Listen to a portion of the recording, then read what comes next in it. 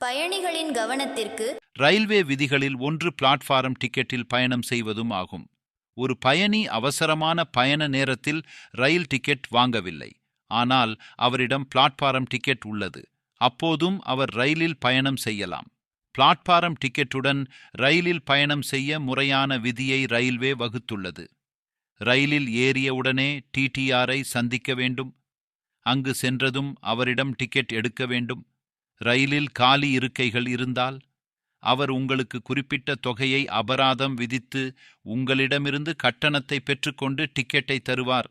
ஆனால் ரயிலில் காலி இருக்கைகள் இல்லை என்றால் அப்போதும் நீங்கள் ரயிலில் பயணம் செய்யலாம். அவர் உங்களை அகற்ற முடியாது. டிக்கெட் உறுதி செய்யப்படவில்லை என்றால் ஆன்லைனில் டிக்கெட் முன்பதிவு செய்தவர்களின் டிக்கெட்டுகள் ரத்து செய்யப்படுகின்றன. ஆனால் பிளாட்பாரத்தில் டிக்கெட் வாங்கியவர்கள் காத்திருப்பு டிக்கெட்டுகளுடன் ரயிலில் பயணம் செய்யத் தொடங்குகின்றனர். காத்திருப்பு டிக்கெட்டுகள் தொடர்பான இந்திய ரயில்வேயின் விதிகள் காத்திருப்பு டிக்கெட்டில் பயணிக்க முடியாது என்பது தெளிவாக உள்ளது. நீங்கள் இதை செய்வதை டிடிஆர் பிடித்தால் அவர் உங்களை ரயிலில் இருந்து இறங்கச் செய்யலாம்.